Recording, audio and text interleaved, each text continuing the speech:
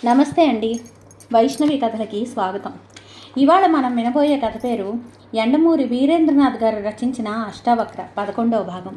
ఇక కథలోకి వెళ్ళిపోతే, ఇన్స్టిట్యూట్ ఆఫ్ జెనెటిక్స్. అతడు విశాలమైన మెట్లు ఎక్కి రిసెప్షన్ కౌంటర్ దగ్గరికి ప్రవేశించాడు. డాక్టర్ వంశీకృష్ణ ఉన్నారా అని అడిగాడు. ఉన్నారు. మీరు? రంగప్రసాద్ రిసెప్షనిస్టు ఇంటర్కంలో మాట్లాడి, వెళ్ళండి, అక్కడున్నారు ఆ గదిలో అంది. రంగప్రసాద్ మరో విశాలమైన ద్వారంలోకి ప్రవేశిస్తూ ఉండగా లోపల నుంచి ఒక ఆమె వేగంగా వస్తూ అదే వేగంతో అతడిని చూసుకోక ఢీకొట్టింది. ఇద్దరూ ఒకేసారి సారీ అన్నారు. రంగప్రసాద్ అంతలో ఆమెను చూశాడు. ఒక్క క్షణం ఊపిరి పీల్చడం మర్చిపోయాడు. ఆమె వయసు 28 ఉంటుంది. వయసు పెరిగే కొద్దీ ఆ గాంభీర్యాన్ని సంతరించుకోకపోతే ఆడవాళ్ల అందం తరిగిపోతుంది. ఈ రహస్యం తెలిసిన ఆడవాళ్ళు చాలా తక్కువ. ఆ తక్కువ మందిలో ఆమె ఒకరు. రంగప్రసాద్కి జీవితంలో మొట్టమొదటిసారి తనేం కోల్పోయాడో ఇంతకాలానికి తెలిసింది. ఆమె వక్షం తగిలిన ఛాతీ, మెత్తగా శరీరాన్ని అద్దిన శరీరం, ఆ క్షణమాత్ర కాలంలో ఒద్దికగా వంటి మీద నుంచి వచ్చి చుట్టుముట్టిన పరిమళపు గాలి అతడి మతి పోగొట్టాయి. వెన్నెముక విల్లైతే, జడ తాడైతే ఆ రెండూ కలిసే చోట కూర్చున్న మన్మథుడు టపటపా బాణాలు వదిలేశాడు. అంతకు ముందెవరైనా చరిత్రకారుడు కానీ నవలాకారుడు కానీ ప్రేమ కోరిక బలంగా పెరగటానికి చిన్న కారణం, అతి చిన్న సంఘటన చాలు అని రాస్తే చదివి నవ్వుకునేవాడే. కానీ ఇప్పుడు నమ్మవలసి వస్తోంది. అయితే ఇదంతా క్షణకాలమే. క్షణంలో రంగప్రసాద్ డాక్టర్ రంగప్రసాద్ అయిపోయాడు. మళ్ళీ ఇంకొకసారి సారీ అన్నాడు. పర్వాలేదు, నా పేరు ప్రసాద్, రంగప్రసాద్. నాకు మీరు తెలుసు, నేను మీకు జూనియర్ని. నా పేరు Nivedita, doctor Nivedita. Glad to meet you. Same to you అని ఆమె నవ్వి, వంశీకృష్ణ మీకోసం ఎదురు చూస్తున్నారు అంది. వస్తాను అంటూ అతడు లోపలికి వెళ్ళాడు. వంశీకృష్ణ అతడిని చూసి కుర్చీలోంచి లేచి సాదరంగా ఆహ్వానించాడు. మామూలు సంభాషణ కొంచెం సేపు జరిగాక రంగప్రసాద్ వచ్చిన పని చెప్పాడు. ఇప్పటి వరకు కృష్ణాపురపు దంపతులని మాత్రమే ప్రశ్నించి వారి అలవాట్లు అభిరుచులు ఏవైనా ఈ వికృత జననాలకి కారణభూతం అవుతున్నాయా అని ఆలోచించాను. ఏ ఇద్దరు దంపతుల అలవాట్లు ఒకలా లేవు. అందుకని మరో వికృత శిశువు గురించిన చరిత్ర సేకరిద్దామని బయలుదేరాను. ఇదంతా మీకు చీకట్లో బాణం వేయటంలా అనిపించవచ్చు. లేదు, చెప్పండి. మీ దగ్గర ఇంకెవరినైనా ఇలాంటి వికృత జననాల గురించి వివరాలు ఉంటే చెప్పండి. మా దగ్గర లేవే. రంగప్రసాద్ హతాశుడయ్యాడు. అయినా వదిలిపెట్టకుండా, మీది జెనెటిక్స్ ఇన్స్టిట్యూట్ కదా, ఈ వివరాలు సేకరించి పెట్టుకోరా అని అడిగాడు. లేదు డాక్టర్, బట్ అవసరం మాకు లేదు. మరీ ఏదైనా కొత్త విషయం ఉంటే మాత్రం ఆ అనాలిసిస్ నోట్ చేసుకుంటాం. ఉదాహరణకి కృష్ణాపురం తాలూకా జననాల రికార్డంతా మా దగ్గర ఉంది. అది నా దగ్గర ఉంది. కావాల్సింది మిగతా ఏమైనా ఉంటే. Sorry doctor. రంగప్రసాద్ లేచి వెళ్ళొస్తాను అన్నాడు. వంశీకృష్ణ ఉత్సుకతతో, ఏమైంది, మీ ఊరి రహస్యం ఏమైనా బయటపడిందా అని అడిగాడు. లేదు, ఇంకొక జననం తర్వాత అక్కర్లేదు కూడా అని బయటకు వచ్చేశాడు. అతడిని చూసిన నివేదిత పలకరింపుగా నవ్వింది. రంగప్రసాద్ ఆలోచనలు ఇక్కడ లేవు. ఎంతో ఆశతో వచ్చిన పనికి చొక్కెదురైంది. ఏమిటంత దీర్ఘంగా ఆలోచిస్తున్నారు? ఆమె గదిలో కూర్చున్నాక అడిగింది. రంగప్రసాద్ తను వచ్చిన పని చెప్పి, అసలు నేను ఊహించినదే చాలా సత్యదూరమైంది. దానికి తోడు ఇప్పుడు ఇక్కడ పూర్తి వివరాలు దొరక్కపోవడంతో ఇక ఈ ఆలోచనకి పూర్తి పులిస్టాప్ పెట్టేయాల్సిందే. అలాంటి వివరాలు నా దగ్గర ఉన్నట్టున్నాయి. రంగప్రసాద్ ఒక్కసారిగా చైతన్యవంతుడయ్యాడు. మీ దగ్గర ఉన్నాయా అని అడిగాడు ఎగ్జైటింగ్గా. చిన్నపిల్లలకి స్టాంప్ కలెక్షన్ ఎలా హాబీనో అలాగే ఈ సైన్స్ నా అభిమాన విషయం. మొన్నటి వరకు ఇలాంటి విషయాలన్నీ నోట్స్ రాసి పెట్టుకునేదాన్ని. ఎక్కడుందా నోట్సు? బొంబాయిలో. కృంగిపోయాడు ఆ జవాబుకి. ఆమె గుర్తించి నవ్వుతూ, పర్వాలేదులేండి, ఈరోజు నేను బొంబాయి వెళుతున్నాను నా సామాన్లు తెచ్చుకోవటానికి అంది. నేను ఈ ఇన్స్టిట్యూట్లో చేరి కొద్ది రోజులే అయింది. మళ్ళీ ఎప్పుడు తిరిగి వస్తున్నారు? వారం రోజులు పట్టొచ్చు. మీ ఫోన్ నెంబర్ ఇవ్వండి, వెళ్ళగానే నోట్ చేస్తాను. ఫోన్ చేస్తాను. మీకు కావాల్సింది పేర్లేగా. ఉట్టి పేర్లతో లాభం లేదు. కంజెనిటల్ మాల్ఫర్మేషన్స్కి కారణాలు ఏమైనా ఉన్నాయా, ఆ శిశువు తల్లిదండ్రుల వివరాలు, వెనీరియల్స్ చరిత్ర, ఇలాంటివన్నీ కనుక్కోవాలి. ముందసలు మీరు పేరు అడ్రస్ చెప్పండి, మిగతావి నేను సేకరిస్తాను అంటూ లేచి చిన్న కాగితం మీద తన ఫోన్ నెంబర్ రాసిచ్చాడు. ఆమె అతడి దగ్గర నుంచి ఫోన్ నెంబర్ ఉన్న కాగితం అందుకుంటూ మరిన్ని వివరాలు ఇచ్చినందుకు నా ప్రజెంటేషన్ అని అడిగింది. అప్పటి వరకు గంభీరంగా ఉన్న డాక్టర్ మెడికో అయ్యి ఏం కావాలి అని అడిగాడు. హెలికాప్టర్. మై గాడ్, ఎక్కువలో ఎక్కువ ఐస్ క్రీమ్ ఇప్పించగలను. నాకు బటర్ స్కాచ్ అంటే ఇష్టం. ఓకే అన్నాడు మెట్లు దిగుతూ. అతను కృష్ణాపురం వెళ్ళిన 2 రోజుల వరకు ఫోన్ కోసం చూశాడు. రాలేదు. వస్తుందని ఊహించలేదు కూడా. దగ్గరున్నప్పుడు మాటలు ప్రవర్తన వేరు, దాన్ని ఆచరణలో పెట్టడం వేరు. నివేదిత కూడా అలాంటి అమ్మాయే అనుకోవడం కాస్త బాధ అనిపించింది. కనీసం ఆమె ఫోన్ చేస్తే ఆ తర్వాత ఆమెని ఇంకొకసారి కలవచ్చు అనుకొని చిన్న ఆశ. ఆమె ఈ పరిచయాన్ని ఏమాత్రం గుర్తుంచుకోలేదని, దీనికి ఏమాత్రం ప్రాముఖ్యత ఇవ్వలేదని గుండెల్లో బాధ, అంతే. అప్పటికింకా పూర్తిగా తెల్లవారలేదు. రంగప్రసాద్ పక్క మీద నుంచి లేవలేదు. ఫోన్ మోగింది. రిసీవర్ తీసుకొని హలో అన్నాడు. దూరంగా ఎక్కడి నుంచో వస్తున్న శబ్దం. నేను నివేదితని. కప్పుకున్న రగ్గు విసిరేసి పక్క మీద కూర్చుంటూ ఏ ఇంత ఆలస్యమైందే అని అడిగాడు. అతడి కంఠంలో ఉత్సుకతతో పాటు సంతోషం కూడా ఉంది. అలాంటి డెలివరీ కేసు ఒకటి కనుక్కున్నాను. ఎవరు? అగర్వాల్, మిసెస్ ప్రతిమా అగర్వాల్. బొంబాయిలో ఓషన్ వ్యూ నర్సింగ్ హోమ్లో ప్రసవం జరిగింది 2 సంవత్సరాల క్రితం. ఇది చెప్పడానికి 3 రోజులు పట్టిందా? ఆగండి, ఇది అక్కడతో ఆగలేదు. మీరు అన్నారుగా ఆ శిశువు తల్లిదండ్రుల వివరాలు, వెనీరియల్స్, చరిత్ర అన్నీ కనుక్కోవాలని. ఎలాగో ఈ కేసు బొంబాయిలో జరిగిన డెలివరీయే కాబట్టి ఆ పని నేనెందుకు చేయకూడదా అనిపించింది. నిన్నంతా అదే పని మీద ఉన్నాను. అగర్వాల్ భార్యకి, అంటే మిసెస్ ప్రతిమా అగర్వాల్కి ప్రసవం జరిగి 3 నెలలకి పిచ్చెక్కింది. ఎవరో చెర్నాకోలతో కొట్టినట్టయింది. వాట్ అని అరిచాడు. అవును, ఆమెని కపాడియా మెంటల్ ఆసుపత్రిలో చేర్పించారు. అక్కడ ఆమె కొద్దిగా బాగుపడుతున్న తరుణంలో 2 కుక్కలు ఆమె మీద పడి మెడ కొరికి చంపేశాయి. ఏమిటి? అవును, వినటానికి నాకు విచిత్రంగానే అనిపించింది. కుక్కలు కరుస్తాయి కానీ కొరికి చంపవు. ఈ కేసులో క్లియర్గా అలాగే ఉంది. నిన్న సాయంత్రం అంతా పోలీస్ స్టేషన్లో పాత రికార్డులు వెతికి ఫోటోలతో సహా చూశాను. పోలీస్ స్టేషన్కి కూడా వెళ్ళావా? మరొక విషయాన్ని చేపట్టాక చెయ్యాలి కదా, అందులోనూ డాక్టర్ రంగప్రసాద్తో కలిసి బటర్ స్కాచ్ తినడం కోసం. ఆమె కంఠంలో ముందున్న సీరియస్నెస్ పోయింది.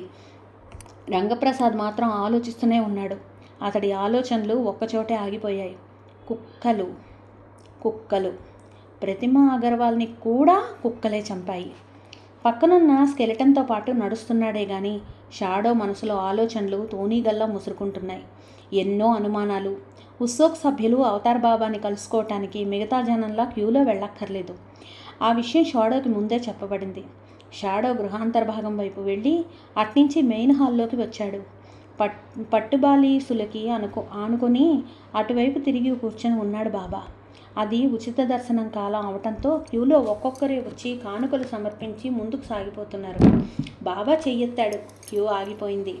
ఆయన తల తిప్పకుండానే రా షాడో రా అన్నాడు. షాడో శిలాప్రతిమే అయ్యాడు. వెనక్కి చూడకుండానే పిలిచినందుకు కాదు, తనని అసలు పేరుతో గుర్తించినందుకు. ఇక తన పని ఆఖరనుకున్నాడు. అంతమంది అనుచరులతో పోరాడి తప్పించుకొని పోవటానికి తనేమీ సినిమా హీరో కాదు. అయినా అనుచరుల వరకు అక్కర్లేదు. బాబా చిన్న సైగ చేస్తే ఈ జనమే విరుచుకుపడి ఏ కీలుకు ఆ కీలు విరిచేస్తారు. జోన్స్ తాలూకు ప్రజల్లా ఉన్నారు ఈ ప్రజలు. భక్తి అన్న మత్తులో పడి మనసులో భావాలు మొహంలో ప్రతిబింబించకుండా జాగ్రత్త పడుతూ దగ్గరికి వెళ్ళాడు. తెలుసుగా, నీ చెల్లికి అష్టావక్రుడు జన్మిస్తున్నాడు అన్నాడు బాబా. షాడోకి ఆశ్చర్యం వేసింది. తన దగ్గర అతడు ఆ మాట చెప్పటం. పుట్టగానే తల్లిని తండ్రిని చంపుతాడు. షాడో మాట్లాడలేదు. జాగ్రత్తగా చూస్తే అతడి పిడికిళ్ళు మూసుకోవటం తెలుస్తుంది. అంతలో తిరిగి బాబా అన్నాడు, అయినా సరే నువ్వు ఉత్సోక్లో చేరతానంటే అది నీ దూరదృష్టిని తెలుపుతోంది. భవిష్యత్తు సర్వసౌఖ్యాలు అనుభవించబోతున్నావు. చెల్లి, బంధువులు ఇవన్నీ చాలా చిన్న విషయాలు. కాశ్మోరా ఒక్కటే చివరికి మనల్ని రక్షించేది. నువ్వు అది తెలుసుకున్నందుకు నాకు సంతోషంగా ఉంది. షాడోకి ఒక విషయం అర్థమైంది. తను ఉత్సోక్లో చేరినట్టు బాబాకి వార్త వచ్చేసింది. తనని చూడగానే తన కేదారగౌరి అన్నయ్య అని గుర్తుపట్టాడు. అయినా తనని ఏమీ చెయ్యకపోవటానికి కారణం ఉత్సోక్ మీద బాబాకి ఉన్న నమ్మకం. ఉత్సోక్లో చేరబోయే ప్రతివాడు తప్పక మనసులో విషయాలన్నీ చెప్తాడని వీళ్ళకి చాలా బలమైన నమ్మకం ఉన్నట్టుంది. అందుకే తన చెల్లెల్ని కూడా వదులుకొని నిజంగానే ఉత్సోక్లో చేరినట్టే నమ్ముతున్నారు. వాళ్ళు తమవాడు అనుకుంటున్నారు. ఆ నమ్మకంతోనే వీళ్ళు ఉండటం మంచిది. నెమ్మదిగా మోకాళ్ళ మీద కూర్చుని, ఎల్లుండి ఉత్సవ్ సమావేశం ఉంది, ఆ కబురు మీకు తెలియచేయటానికి పంపారు నన్ను అన్నాడు. మంచిది, వెళ్ళొస్తాను అంటూ లేచాడు షాడో. బాబా చేతి సైగతో క్యూ మళ్ళీ మొదలైంది. వెనుతిరగబోయిన షాడో షాక్ తగిలినట్టు ఆగిపోయాడు. ఎక్కడో ఏదో చిన్న మెరుపు. కొన్నాళ్ల క్రితం తన కళ్ళ ముందే బాబా స్వహస్తాలతో బాగు చేయబడిన గూనిపిల్ల క్యూలో నెమ్మదిగా ముందుకు వస్తోంది. ఆమెకి గూని లేదు, అయితే ఈసారి గుడ్డిదాన్లా తడుముకుంటూ ముందుకు వస్తోంది. హాల్లో అప్పటి వరకు ఫోన్ కోసమే ఎదురు చూస్తున్నట్టున్న రంగప్రసాద్ వెంటనే, చెప్పండి, ఏమైనా ప్రోగ్రెస్ ఉందా అని అడిగాడు. కాస్త ఉన్నది, కాస్త లేదు. ఉన్నది ముందు చెప్పనా, లేనిది ముందు చెప్పనా? విషాద వార్త ముందు చెప్పి ఉన్నదేదో చివరి చెప్పండి, కనీసం ఆ సంతృప్తి అన్నా ఉంటుంది. ప్రతిమా అగర్వాల్ భర్త అయిన సేఠ్ అగర్వాల్ మనం అడిగిన ఏ ఒక్క ప్రశ్నకి సరైన సమాధానం చెప్పలేకపోయాడు. అది అతడి తప్పు కాదు, అతడికి బిజినెస్ తప్ప మరో విషయం తెలియదు. కాబట్టి ఆ విషయం అక్కడితో ఆగిపోయింది. మంచి వార్త ఏమిటి, అది చెప్పండి అన్నాడు రంగప్రసాద్ హతాశుడే. ప్రతిమా అగర్వాల్ తెలుగమ్మాయి. అగర్వాల్ని పెళ్లి చేసుకున్నాక ప్రతిమా అగర్వాల్ అయింది. రంగప్రసాద్ చెయ్యి రిసీవర్ మీద విగుసుకుంది. ఆమెది కృష్ణాపురమా అన్నాడు వణికే గొంతుతో. కాదు అని అట్నుంచి వినిపించింది తాపీగా.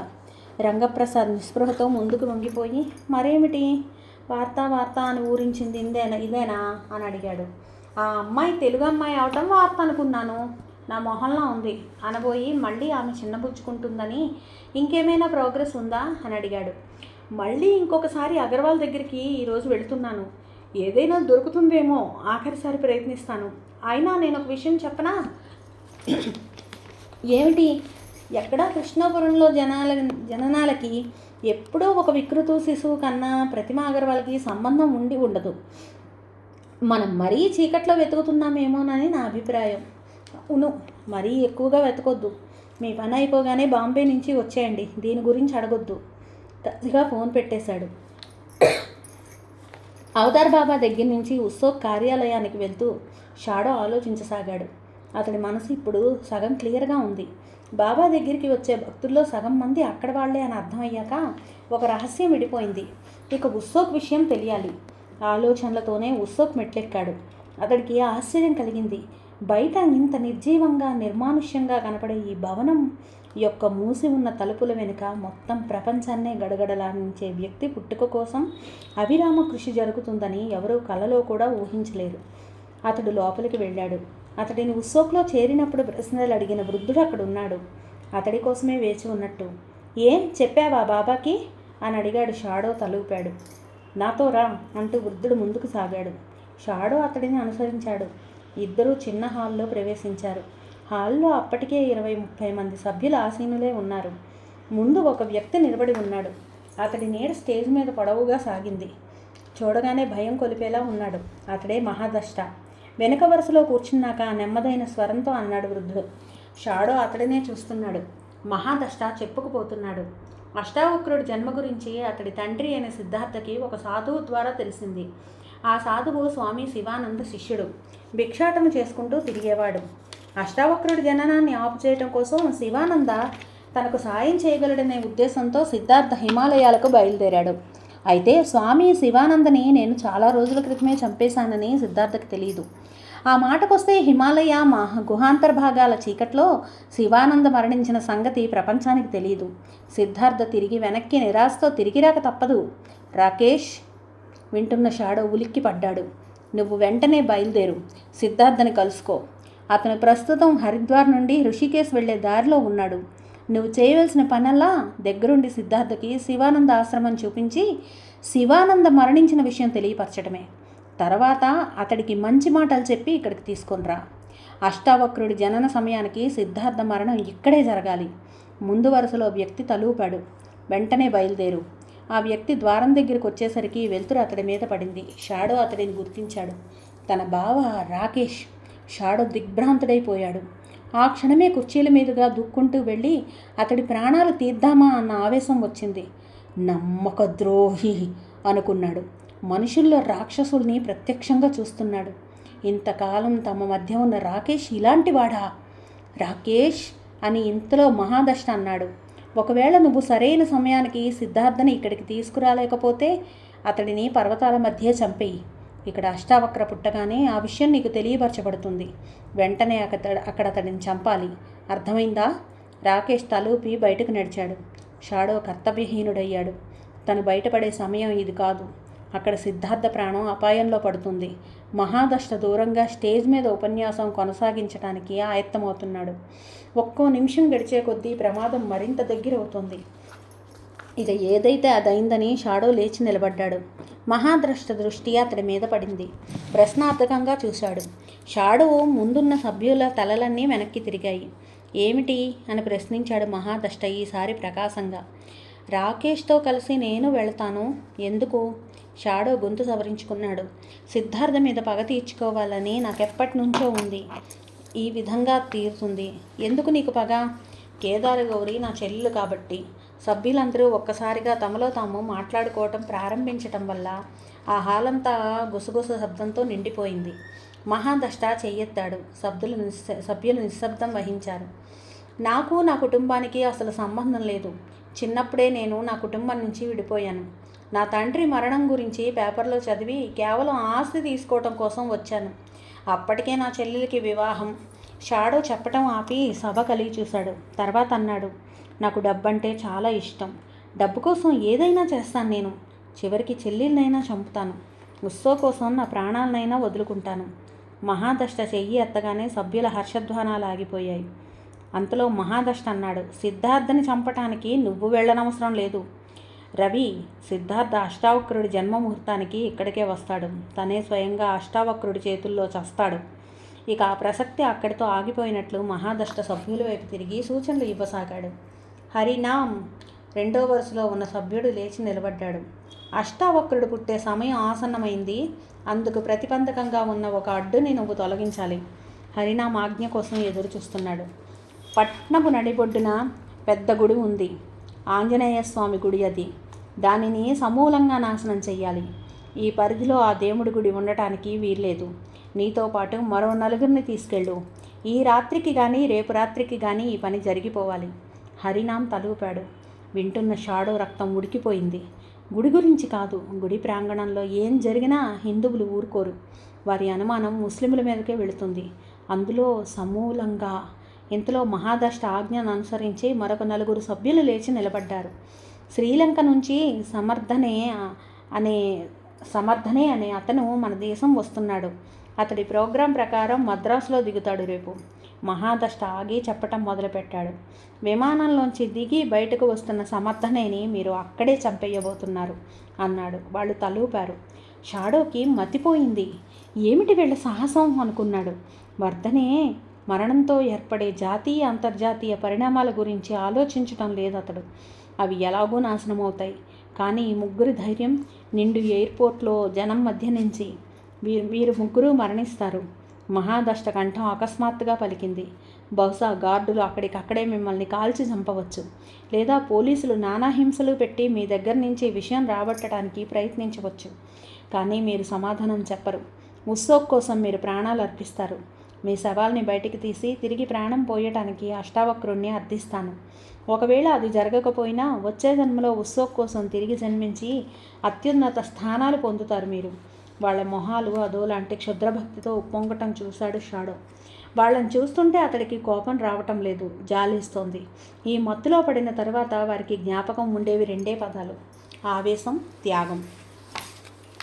ఉత్సవ్ మీద, అష్టావక్రుడి మీద ఇంత భక్తి ఉన్న ఈ అనుచరులకి చాలా జాగ్రత్తగా పోస్ట్ హిప్నాటిక్ సజెషన్స్ ఇస్తున్నాడు మహాదష్ట. ఆ భక్తిని క్యాష్ చేసుకుంటున్నాడు. ఎయిర్పోర్ట్లో వీళ్ళ ప్రాణాలు పోవటం కూడా ఖాయం. అయినా లెక్క చేయరు వాళ్ళు. సభ్యులందరూ లేచి నిలబడటంతో సమావేశం ముగిసిందని గ్రహించాడు. అప్పుడే ఆలోచనల నుంచి తేరుకున్న షాడో ఒక్కొక్కరే వెళ్ళిపోతున్నారు. షాడో కూడా బయలుదేరాడు. చేయవలసింది చాలా ఉంది. ముఖ్యంగా ఆంజనేయుడి గుడి విషయం చూడాలి. 2 రోజుల్లో ముస్లింల పండగ వస్తోంది. రక్తపాతం జరగబోతోంది. హాలు ఖాళీ అయ్యింది. అతడే ఆఖరివాడు. అతడు గుమ్మం దాటబోతూ ఉంటే వెనక నుంచి వినిపించింది, షాడో అని. అతడు ఆగాడు. స్టేజ్ మీద అక్కడే అదే స్థానంలో నిలబడి ఉన్నాడు మహాదష్ట. ఇలారా అని పిలిచాడు. షాడోకి ఆశ్చర్యం వేసింది. అతడు తనని ఎందుకు రమ్మంటున్నాడో అర్థం కాలేదు. అయినా మాట్లాడకుండా అనుసరించాడు. ఇద్దరూ వెనక వైపు నుంచి చీకటి వరండాలో హాలు వైపు నడవసాగారు. ఆ హాల్లో వెలుతురు దేదీప్యమానంగా ఉంది. చాలా విశాలమైన హాలు అది. అంత హాలులోనూ మధ్యలో ఒకే ఒక కుర్చీ ఉంది. ఆ కుర్చీలో ఉన్న మనిషిని చూసి షాడో అప్రయత్నంగా అడుగు వెనక్కి వేసి, రంజిత అన్నాడు కంపిస్తున్న గొంతుతో. రంజిత తలెత్తలేదు. డీప్ షాక్లో ఉన్నట్టుంది. రక్తం తోడేసినట్టు ఆమె మొహం తెల్లగా పాలిపోయి ఉంది. ఏ క్షుద్రగణాల స్వరాలైతే ఉత్సోక్ సభ్యుల అంతరంగాన్ని క్షుణ్ణంగా పరిశీలించి రహస్యాల్ని వెలికితీస్తాయో ఆ గణాలే ఆమె నుంచి రహస్యాలు రాబట్టినట్టున్నాయి. నిస్సహాయురాలిగా తనతో పాటు తన ప్రియుడిని ప్రమాదంలో ఇరికించినందుకు కృంగిపోతున్నట్టు ఆమె అచేతనావస్థలో ఉంది. షాడో శిలాప్రతిమలా నిలబడి ఉన్నాడు. వెనక నుంచి మహాదష్ట కంఠం తాపీగా వినబడింది. రాకేష్ టేప్ రికార్డర్ సంగతి చెప్పాడు. ఉత్సోక్ రహస్యం ఏ సభ్యుడు బయటికి చెప్పలేదు. కానీ మితిమీరిన అతడి ఆవేశం అతడిని హద్దులు దాటించింది. రంజిత ఈ విషయాన్ని మర్చిపోయిందని, అందువల్లే ఆమెను చంపకుండా వదిలేశానని రాకేష్ అన్నప్పుడే అంత సులభంగా ఆమె ఎలా మర్చిపోతుందని నాకు అనుమానం కలిగింది. రంజితని ఇక్కడికి తీసుకురమ్మని మా వాళ్ళని పంపాను. పాపం చిన్నపిల్ల గణాల పర్యవేక్షణలో 2 నిమిషాల్లో అంతా చెప్పేసింది. ఆ తర్వాత నేను సమావేశానికి వచ్చాను. అక్కడ నువ్వు అమాయకత్వం నటిస్తూ అడిగే కోర్కెల్ని చూస్తుంటే నవ్వొచ్చింది అంటూ నవ్వాడు. షాడో తనని తానే తిట్టుకున్నాడు. రంజిత విషయం ఎవరూ పట్టించుకోరనుకున్నాడు. ఉత్సోక్ని తక్కువ అంచనా వేశాడు. ఇంతలో మహాదష్ట అతడి దగ్గరికి వచ్చి చెయ్యి సాచి అన్నాడు, డియర్ షాడో, చేతివాచి ఇలా ఇస్తావా దయచేసి? మహాదష్ట కంఠం కఠినంగా మారింది. ఉత్సోక్ని ఇంతవరకు ఎవ్వరూ మోసం చెయ్యలేదు. మొట్టమొదటిసారి మాయం చేసిన మనిషి మీద తీసుకోవలసిన దారుణాతి దారుణమైన శిక్ష, చిత్రహింస ఎలా ఉండాలో నేను ఆలోచిస్తాను. ఇంతవరకు మా అతిథులుగా ఉండండి. వాచి పెట్టుకుని మహాదష్ట వెళ్ళిపోయాడు. విశాలమైన హాలులో ఇద్దరే మిగిలారు. షాడో ఆమె దగ్గరికి వెళ్ళి రంజిత అన్నాడు. అప్పటి వరకు నిశ్శబ్దంగా ఉన్నదల్లా బావురుమంటూ ఇదంతా నా వల్లే అని అతడి చేతుల్లో తలదోచుకుని రోధించసాగింది. ఊరుకో రంజిత, ఊరుకో అని ఓదార్చసాగాడు. హాలులో ఒక మూలగా గెలిటన్ ఆహ్వానిస్తున్నట్టు ఉంది. రెచ్చిపోయిన క్షుద్రమాంత్రికులు పెట్టే బాధ అనుభవించటం కన్నా ఒకేసారి దానిలో తలపెట్టి చనిపోవటం మేలు. అతడు అలా అనుకుంటున్న సమయంలో డాక్టర్ రంగప్రసాద్ ఇంట్లో టెలిఫోన్ మోగింది. రిసీవర్ తీసుకుని హలో అన్నాడు. అటునుంచి నివేదిత కంఠం ఎగ్జైటింగ్గా వినిపించింది. మనకొక గొప్ప క్లూ దొరికింది అనుకుంటున్నాను అన్నది. రంగప్రసాద్ ఆసక్తిగా ముందుకు వంగి ఏమిటి అన్నాడు. అగర్వాల్ నపుంసకుడు. వాట్? అవును, ప్రతిమ డైరీలో స్పష్టంగా ఉంది ఆ విషయం. రంగప్రసాద్ రిసీవర్ పట్టుకొని అలాగే కొంచెం సేపు ఉండిపోయాడు. తర్వాత తన మూర్ఖత్వానికి తనే నవ్వుకుంటున్నట్లు ఇదేనా క్లూ అన్నాడు. ఇదే, దీనివల్ల మనం సాధించేదేమీ లేదు. కృష్ణాపురంలో పుట్టిన 7 శిశువుల తండ్రులు నపుంసకులు కారు కదా. అదీకాక భర్త నపుంసకుడైతే భార్యకి వికృత శిశువు పుడతాడని ఏ జెనెటిక్ శాస్త్రంలోనూ చెప్పలేదు. నిస్పృహగా అన్నాడు. అంతేనా? అంతే నివేదిత. ఎక్కడ వేసిన గొంగళి అక్కడే ఉండటం అంటే ఇదే. నేను ఇంకా ఆ డైరీలు పూర్తిగా చదవలేదు. ఈ విషయం చదవగానే మీకు ఫోన్ చేసి చెప్పాలనిపించింది. సరే, ఈ విషయం ఇక వదిలిపెట్టండి. ఎలా ఉన్నారు మీరు? ఆమె కంఠంలో స్నేహం ధ్వనించింది. సిక్ అన్నాడు. ఎందుకని? గౌరీ ప్రసవకాలం చాలా దగ్గరకు వచ్చింది. సిద్ధార్థ, రవి ఏమయ్యారో ఎక్కడున్నారో తెలీదు. ఊరంతా ఎందుకో ఉద్రిక్తంగా ఉంది. జనం నా వైపు దోషిని చూసినట్టు చూస్తున్నారు. సిక్కాక మరేమిటి? ఒక చిన్న గేయం చెప్పనా? గేయమా? ఏమిటి? మన ఇద్దరి మధ్య ఉండాలి సుమా. ఏమిటి Niveditha? Don't feel sick. Take the last letter, kick the third letter, keep the second letter, double the first letter. నాకేమీ అర్థం కాలేదే. ఆలోచించండి, అర్థమవుతుంది. ఎవరికీ చెప్పకండే, సాయంత్రం వస్తున్నాను అంటూ ఫోన్ పెట్టేసింది. ప్రతిమ అగర్వాల్ డైరీ ఆధారంగా నివేదిత తయారు చేసిన రిపోర్టు చదువుతున్నాడు Rangaprasad. It is very difficult to love, but very easy to fall in love. ఎంత చిన్న వాక్యం ఇది, కానీ ఆలోచించే కొద్దీ ఎన్నో అర్థాలు స్ఫురించే వాక్యం. ఎంత గొప్ప అర్థం ఉన్నది ఈ వాక్యంలో. పై వాక్యమే నిజమైన పక్షంలో ఈ ప్రపంచంలో 100కి ఏ ఒకరో ఇద్దరో నిజమైన ప్రేమని ఆస్వాదించి ఉంటారేమో. జగదీష్ని ప్రతిమ ప్రేమించింది. అతడు పేజీ తిప్పాడు. కానీ సరోజ్ కుమార్ అగర్వాల్ ప్రతిమని వివాహం చేసుకున్నాడు. అతడు బొంబాయిలో తన తల్లి పేరిట ఒక ట్రస్టీ ఏర్పరిచి మతిస్థిమితం లేని రోగుల కోసం ఒక ఆసుపత్రి కట్టించే నిమిత్తమై వచ్చి ఇక్కడ హాస్పిటల్ పరిశీలిస్తున్న తరుణంలో ప్రతిమని చూడటం తటస్థించింది. అప్పటికి ఆమె పూర్తిగా స్వస్థత చేకూరి విడుదలకు సిద్ధంగా ఉన్నది. జగదీష్తో ప్రేమ విఫలమయ్యాక ప్రతిమ ఆరోగ్యం పాడైంది. ప్రతిమది కన్ను తిప్పుకొనివ్వని అందం, దానికి తోడు ఆమెలో ఏదో ఆకర్షణ ఉంది. అగర్వాల్తో వివాహమై ప్రతిమ బొంబాయి వెళ్ళిన నెల రోజులకి తెలిసింది అతడు మగవాడు కాదని. అయినా ఆమె ఏమీ బాధపడలేదు. ఈ విషయం స్పష్టంగా డైరీలో రాసుకుంది. కానీ ఆమె బాధపడే సత్యం మరొకటి ఉందని తెలిసింది. సరోజ్ కుమార్ అగర్వాల్ ఆమెను వివాహం చేసుకున్నది కేవలం సొసైటీలో తన పక్కన ఒక అద్భుత సౌందర్య రాశి కనబడటానికి మాత్రమే. వివాహానికి ముందే అతడు ఆమె గురించి ఎంక్వైరీ చేసి సంతృప్తి పొందారు. తనెలాగో మగవాడు కాదు కాబట్టి శీలం పట్ల పెద్దగా నమ్మకం లేని ఆమెను చేసుకుంటే పెద్ద పెద్ద సర్కిల్స్లో తన పనులు నెరవేరటానికి ఆమె ఉపయోగపడుతుంది అనుకున్నాడు. ఒకరిద్దరు పిల్లలు పుడితే వంశాంకురాలుగా పెరుగుతారు అనుకున్నాడు. కానీ ఆమె దానికి ససేమిరా ఒప్పుకోలేదు. ఒకప్పుడంటే జీవనం కోసం, చదువులనే కళ నెరవేరటం కోసం ఆమె కుర్రవాళ్లతో తిరిగింది. కానీ ఇప్పుడు ఒక లక్ష్యం, కోటీశ్వరుడి భార్యగా తిరిగి ఆ పని చేయటానికి ఒప్పుకోలేదు. భార్యాభర్తలిద్దరి మధ్య ఘర్షణ జరిగింది. ప్రతిమది గొప్ప వ్యక్తిత్వం. అంతకుముందు చెప్పినట్లు శారీరకంగా చెడిపోవటానికి, మానసికంగా స్వచ్ఛంగా ఉండటానికి ఆమె మంచి ఉదాహరణ. డబ్బు అవసరం తీరాక ఆమె ఒక్కసారి కూడా మగవాడిని ఆహ్వానించలేదు. భర్త దగ్గర నుంచి సుఖం లేకపోయిన స్థితిలో కూడా ఆమె అలాగే ఉండిపోతానంది. కానీ వేరే మొగుడిని కోరుకోలేదు. కానీ భర్తే ఆమెను ఆ పనికి ప్రోత్సహించేసరికి కలత చెందింది. కావాలంటే విడాకులు ఇచ్చి తనకున్న డిగ్రీతో ఏదైనా ఉద్యోగం చూసుకుంటానని అంది. దీనికి అగర్వాల్ ఒప్పుకోలేదు. అతడికి ప్రెస్టేజీ అడ్డం వచ్చింది. ఈ విధంగా ఇద్దరూ దాదాపు 6 నెలల పాటు గొడవపడ్డారు. చివరికి అగర్వాల్ జెనెటిక్స్ ఇన్స్టిట్యూట్ని కన్సల్ట్ చేశాడు. పురుషుడితో శారీరక సంబంధం లేకపోయినా స్త్రీని గర్భవతిని చేసే విధానం గురించి తెలుసుకున్నాడు. అదే ఆర్టిఫిషియల్ ఇన్సెమినేషన్. అసలు విషయం చెప్పకుండా అగర్వాల్ ఆమెను ఇన్స్టిట్యూట్కి తీసుకొచ్చాడు. కానీ ఆమెని అంధకారంలో ఉంచి ఆర్టిఫిషియల్ ఇన్సెమినేషన్ జరపడానికి డాక్టర్ వంశీకృష్ణ ఒప్పుకోలేదు. వీలైనంతలో ఒక తెలివైన, దృఢమైన పురుషుడి వీర్యాన్ని ఎక్కిస్తానని మాత్రం హామీ ఇచ్చాడు. అసలు విషయం అక్కడ తెలిసిన ప్రతిమా అగర్వాల్ కోపంతో రెచ్చిపోయింది. తనకి తెలియకుండా తన వెనుక ఈ ఏర్పాటు చేసిన భర్తని డాక్టర్ల ముందే దులిపేసింది. అవమానంతో కృంగిపోయిన అగర్వాల్ ఆ రోజే భార్యను తీసుకుని బొంబాయి వెళ్ళిపోయాడు. ఆ తర్వాత 6 నెలలకి ప్రతిమా అగర్వాల్ గర్భవతి అయింది. చదువుతున్న రంగప్రసాద్ ఉలిక్కి పడ్డాడు. ఏమైంది అని అడిగింది నివేదిత. ప్రతిమా అగర్వాల్ డైరీలన్నీ చదివి ఆ రిపోర్ట్ తయారు చేసింది ఆమె. దానివల్ల పెద్దగా ఉపయోగం ఉండదని తెలిసినా ఇదిగో ఈ ఆఖరి వాక్యమే ఆమెలో కుతూహలం రేపింది. వంశీకృష్ణ కూడా అక్కడే ఆగాడు. ఇది ఎలా జరిగింది అని అడిగాడు. నాకు అదో అనుమానం వచ్చింది. ఈ విషయమై ప్రతిమా అగర్వాల్ ఏమీ రాసుకోలేదా? వివాహం జరిగాక ప్రతిమ ఇంతకు ముందంత జాగ్రత్తగా డైరీ రాసుకోలేదు. అక్కడక్కడా రాసుకుందంతే. బొంబాయి నుంచి రాగానే నేను ఇన్స్టిట్యూట్కి వెళ్ళాను. మా రిజిస్టర్లలో 3 సంవత్సరాల క్రితం అగర్వాల్ దంపతులు వచ్చినట్టుంది.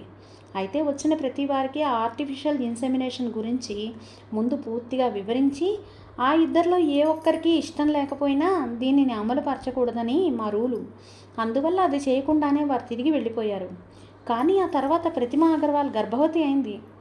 అవును, అంటే అగర్వాల్ ఆమెని ఆ తర్వాత దీనికి ఒప్పించి ఉండాలి. లేదు, లేకపోతే బలవంతంగా ఎవరితోనైనా రేప్ చేయించి ఉండాలి. అది జరగలేదు. ఎందుకంటే ఆ తర్వాత ప్రతిమా అగర్వాల్ చాలా ఆనందంగా ఉంది. డైరీలో ఈరోజే డాక్టర్ పరీక్షించి నేను గర్భవతిని అన్నారు. ఎంతో సంతోషం వేసింది. ఈ విధంగానైనా నా జీవితపు అంధకారంలో కాస్త వెలుగు ప్రవేశించింది అని రాసుకుంది. ఆ 9 నెలలు ఆమె చాలా ఉత్సాహంగా ఉన్నది. వికృత శిశువు జన్మించగానే మతిస్థిమితం తప్పింది. ఆ రకంగా చూస్తే ఆమె ఇష్టానికి వ్యతిరేకంగా ఏమీ జరగలేదని తెలుస్తోంది. చాలా అయోమయంగా ఉంది. అవును, దీని గురించి అగర్వాల్ ఏమంటాడు? ఏమీ అనడు. అసలు ఈ డైరీని మనం సంపాదించిన విషయమే అతనికి తెలియదు. అతడిని మరోసారి కలుసుకోవటానికి ప్రయత్నిస్తే అక్కడికక్కడే షూట్ చేసి పారేస్తాడు. తన మగవాడు కాదన్న విషయం బయటపడటానికి ఎవరు ఒప్పుకుంటారు? రంగప్రసాద్ ఆలోచనలో పడ్డాడు. కొంచెం సేపు అయ్యాక అడిగాడు, ప్రతిమకి రెండోసారి ఎందుకు మతిస్థిమితం తప్పింది? నేను ఇంత దూరం ఆలోచించలేదు. మెంటల్ హాస్పిటల్లో ప్రతిమ అన్న మాటలకి అగర్వాల్కి ఏదైనా సంబంధం ఉందేమో అన్న అనుమానం వచ్చింది. ఎదురుగా వెళ్ళి అడగటానికి భయమేసి ఫోన్ చేసి ఎస్ఎస్ఐ గురించి మీకేం తెలుసు అని అడిగాను అంది. ఏమిటి ఆశ్చర్యపోతూ అన్నాడు రంగప్రసాద్. అవును అంది నివేదిత నవ్వుతూ. చాలా వెధవాలోచన, కానీ ఎందుకో అడగాలనిపించింది. ఏమన్నాడు అతడు? ఫోన్ కట్ చేశాడు కాబట్టి ఇందులో నిశ్చయంగా ఏదో మెలిక ఉండే ఉంటుంది. మళ్ళీ ఇంకొకసారి అగర్వాల్కి ఫోన్ చేద్దామా? ట్రంక్ కాలా? కాదు, ఎస్టిడి. అతడు అగర్వాల్ నెంబర్ తిప్పాడు. 15 నిమిషాల తర్వాత బొంబాయి లైన్ కలిసింది. హలో అగర్వాల్ అన్నాడు. స్పీకింగ్. ఎస్ఎస్ఏ ఏమిటి? ఇంకో మాట తెలియక ఎస్ఎస్ఏ అన్నాడు. లైన్లు చాలా ఘోరంగా ఉన్నాయి. అవతల నుంచి కంఠం ఎక్కడో నూతులో నుంచి వచ్చినట్టు వస్తోంది. అదో విధంగా సాయం చేసింది. మొన్న ఫోన్ చేసింది మీరేనా? అతడు అడుగుతున్నది నివేదిత చేసిన ఫోన్ గురించి అని అర్థం చేసుకుని అవును మా వాళ్ళే అన్నాడు. విన్నారు కదండి. ఈ కథ కనుక మీకు నచ్చినట్టయితే లైక్ చేయండి, షేర్ చేయండి, కామెంట్ చేయండి. మా ఛానల్ని సబ్స్క్రైబ్ చేసుకొని నన్ను ఎంకరేజ్ చేయండి. ఇలాంటి ఇంకా ఎన్నో మంచి మంచి కథలను చెప్పే అవకాశాన్ని నాకు ఇవ్వండి. Thank you.